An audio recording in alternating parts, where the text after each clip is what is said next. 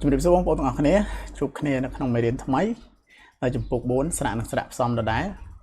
អញ្ចឹងនៅក្នុងវីដេអូមុនយើងរំលឹកតិចយើងបានរៀនមេរៀន2គឺទី1អក្សរ IA ដែលមានសំឡេង IR និងទី2អក្សរ IE ក៏មានសំឡេង IR ដែរអញ្ចឹងនៅក្នុងមេរៀនទី22និង23នេះយើងសិក្សានៅក្នុងវីដេអូនេះអញ្ចឹងមេរៀនទី22យើងរៀនពីអក្សរ I និងអក្សរ O នៅជាមួយគ្នាបែបនេះអូខេអញ្ចឹង IO គឺសំឡេងរបស់វាក៏ IR ដែរ IR តោះយើងអនុវត្តទាំងអស់គ្នា L មានសំឡេងល IO គឺ IR ល IR liar N សំឡេងណ liar និងណ lion lion ពាក្យទី2 P មានសំឡេងផ O មានសំឡេងរ ផរព្រ IO សំឡេង IR ព្រ IR prior prior ពាក្យទី3 O មានសំឡេងរ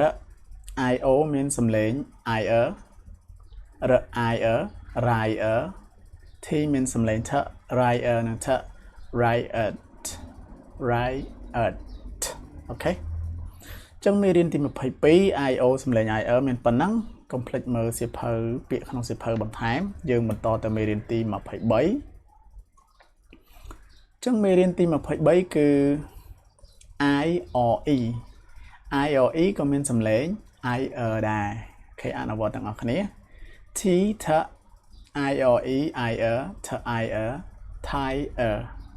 tire ពាក្យទី2 F មានសំឡេង F IRE សំឡេង IR F IR fire fire ពាក្យទី3គឺ A គឺស្រៈ A A D D A និង D add add ពីនេះ add M មានសំឡេង M M IRE គឺ IR M IR myr myr អញ្ចឹង